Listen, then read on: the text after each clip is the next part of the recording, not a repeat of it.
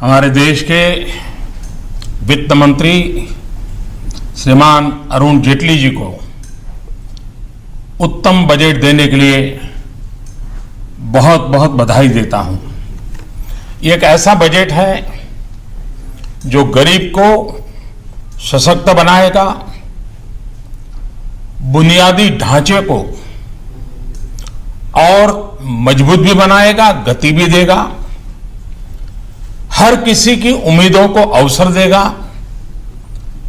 अर्थतंत्र को एक नई ताकत देगा, नई मजबूती देगा और विकास को बहुत तेजी देगा। इस बजट में हाईवे भी बने, हाईवे भी बढ़े, दाल के दाम से लेकर डेटा की स्पीड तक, रेलवे के मॉडर्नाइजेशन से लेकर के सरल इकोनॉमिक निर्माण करने की दिशा में, शिक्षा से लेकर के स्वास्थ्य तक, उद्यमी से लेकर के उद्योग तक, टेक्सटाइल मैन्युफैक्चरिंग से लेकर के टैक्स रिडक्शन तक, हर किसी के सपने को साकार करने का ठोस कदम इस बजट में साफ साफ नजर आता है। इस ऐतिहासिक बजट के लिए वित्त मंत्री के साथ साथ उनकी पूरी टीम भी अभिनंदन के अधिकारी है। ये बजट देश के विकास के लिए पिछले 2.5 वर्ष में जो कदम उठाए गए, जो फैसले लिए गए और भविष्य में और मजबूती के साथ आगे बढ़ने के इरादों के बीच ये एक बहुत महत्वपूर्ण कड़ी है। इस बजट को मैं देख रहा हूं। एक अन्य महत्वपूर्ण कदम है कि रेलवे बजट को जनरल बजट में मर्ज कर दिया गया है। इससे पूरे ट्रांसपोर्ट सेक्टर उसको इंटीग्रेटेड प्लानिंग में मदद मिलेगी। देश में परिवहन से जुड़ी आवश्यकताओं की पूर्ति में रेलवे अब अपना योगदान और बेहतरीन तरीके से कर पाएगी। यह बजट कृषि क्षेत्र, ग्रामीण क्षेत्र, सामाजिक कल्याण, इंफ्रास्ट्रक्चर, इन सभी क्षेत्रों में एक विशेष ध्यान आकर्षित करता है। निवेश बढ़ाने और रोजगार के नए अवसर पैदा करने की दृष्टि से सरकार की जो प्रतिबद्धता है वो इस बजट में साफ साफ नजर आती है। इन योजनाओं के लिए आवंटन में भी बहुत बढ़ोतरी की गई है। सरकारी निवेश को मजबूती देने के लिए रोड और रेल सेक्टर के लिए भी आवंटन में काफी वृद्धि की गई है। सरकार का लक्ष्य 2022 तक हमारे देश के किसानों की आय डबल करने का इरादा है, 2 गुना करना है। नीतियां एवं योजनाएं उसी प्रकार से तय की गई हैं। बजट में सबसे ज्यादा जोर इस बार भी किसान, गांव, गरीब, दलित, पीड़ित, शोषित उन पर केंद्रित किया है। Agriculture, animal husbandry, dairy, fisheries, watershed development, स्वच्छ भारत मिशन, ये सारे क्षेत्र ऐसे हैं जो गांव की आर्थिक स्थिति में बहुत बड़ा बदलाव भी लाएंगे और ग्रामीण जीवन जीने वाले लोगों के क्वालिटी ऑफ लाइफ में भी बहुत बड़ा बदलाव लाएंगे। बजट में रोजगार बढ़ाने पर भी भरपूर जोश दिया गया है।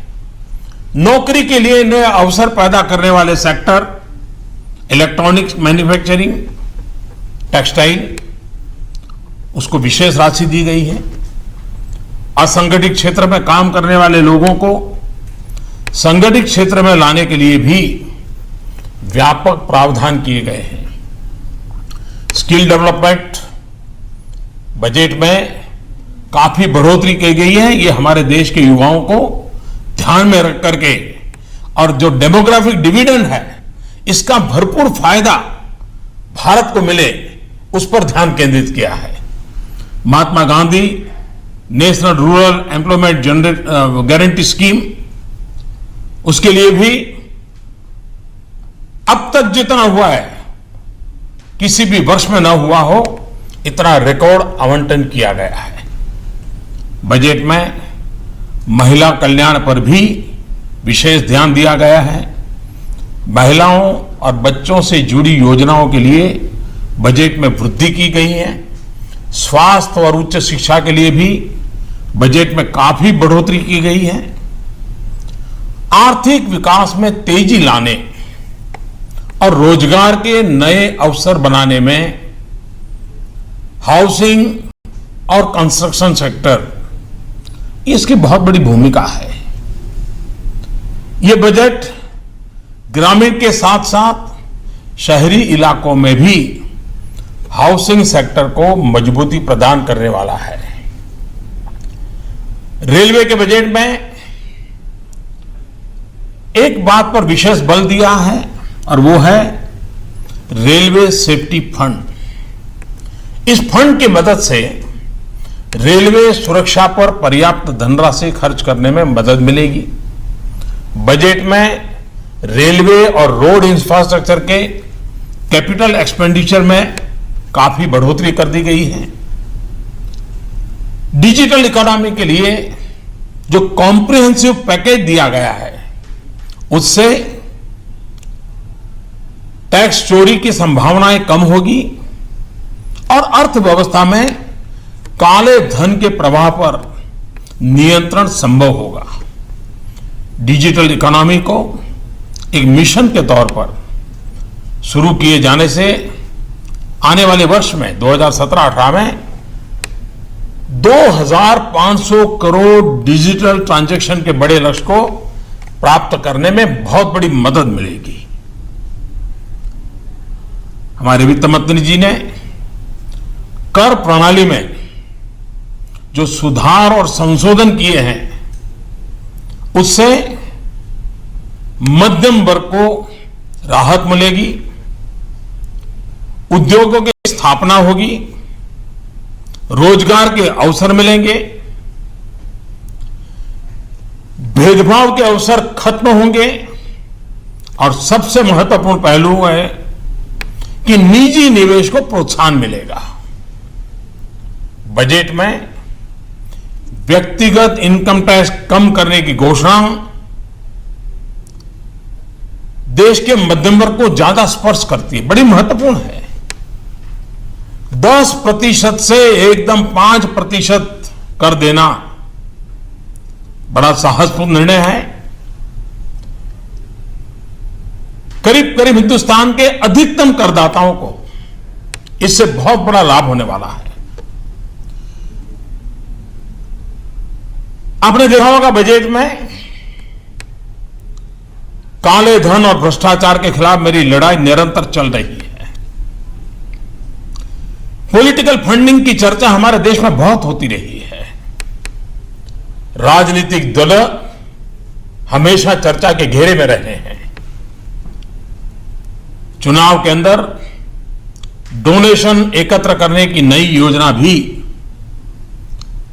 वित्त मंत्री जी ने देश की आशा आकांक्षा और काले धन के खिलाफ की लड़ाई के अनुरूप आज प्रस्तुत की है। देश के छोटे और मध्यम उद्योग नौकरी के नए अवसर पैदा करने के सबसे बड़े स्रोत हैं। इन उद्योगों की पुरानी मांग रही है कि ग्लोबल कंपटीशन में वैश्विक स्तर पर मुकाबला करने में उनको कठिनाइयां आ रही हैं। अगर इसके लिए टैक्स कम किया जाए तो हमारे लघु उद्योग जो कि करीब करीब 90% से ज्यादा है देश में, और इसलिए सरकार ने छोटे छोटे उद्योगों को और उसमें परिभाषा में बदलाव करके उनके दायरे को भी बढ़ाया है और टैक्स को भी 30% से घटा करके 25% कर दिया है। यानी देश के उद्योग जगत के 90% से ज्यादा लोग इसका लाभ ले पाएंगे। ये फैसला, मुझे विश्वास है कि देश के छोटे उद्योगों को ग्लोबली कॉम्पिटिटिव बनने में बहुत बड़ी मदद करेगा। ये बजट देश के विकास के लिए एक मजबूत कदम है। इस बजट से रोजगार के नए अवसर पैदा होंगे, संपूर्ण आर्थिक विकास में मदद मिलेगी, किसानों की आमदनी बढ़ाने में ये पूरक होगा, नागरिकों को उनकी क्वालिटी ऑफ लाइफ को ध्यान में रखते हुए शिक्षा, स्वास्थ्य, आवास, ये सारी चीजों में अधिक अच्छी सुविधाएं की संभावना बढ़ेगी और बिना वित्तीय घाटा बढ़ाए देश के मध्यम वर्ग के पास उसकी खरीद शक्ति बढ़े, उसके जेब में ज्यादा पैसे आए, उस दिशा में प्रयास है। एक प्रकार से ये बजट हमारा देश जो बदल रहा है उसको और अधिक तेजी से बदलने का प्रयास, एक प्रकार से हमारे सपनों से जुड़ा हुआ, हमारे संकल्पों से जुड़ा हुआ ये बजट एक प्रकार से हमारा फ्यूचर है, हमारी नई पीढ़ी का फ्यूचर है, हमारे किसान का फ्यूचर है। और जब मैं फ्यूचर कहता हूं तब उसका मेरे मन में एक मीनिंग है। एफ से फार्मर्स, किसानों के लिए, यू से अंडर प्रिविलेज, दलित, पीड़ित, शोषित, वंचित, महिला, उनके लिए, टी से ट्रांसपेरेंसी, पारदर्शिता, टेक्नोलॉजिकल अपग्रेडेशन, आधुनिक भारत बनाने का सपना, यू से अर्बन रिजुविनेशन, शहरी विकास के लिए, और आर से रूरल डेवलपमेंट, ग्रामीण विकास के लिए, और ई से नौजवानों के लिए एम्प्लॉयमेंट, उद्योग साहसिकों के लिए एंटरप्रेन्योरशिप, एनहांसमेंट, नए रोजगार को बढ़ावा देने के लिए, नौजवान उद्यमियों को बढ़ावा देने के लिए मैं इस बजट के लिए, इस फ्यूचर को प्रस्तुत करते हुए वित्त मंत्री जी को फिर से एक बार बधाई देता हूं और देशवासियों को उनके सपने साकार करने की दिशा में यह बजट एक बहुत बड़ी सहाय व्यवस्था है जो देश को आगे भी बढ़ाएगा, विकास की नई ऊंचाइयों को पार करेगा और देश में एक नया विश्वास का माहौल बनाने में यह बजट बहुत ही उपकारक होगा, ऐसा मेरा पूरा विश्वास है। फिर एक बार वित्त मंत्री को, वित्त मंत्रालय को, उनकी पूरी टीम को हृदय से बहुत बहुत बधाई।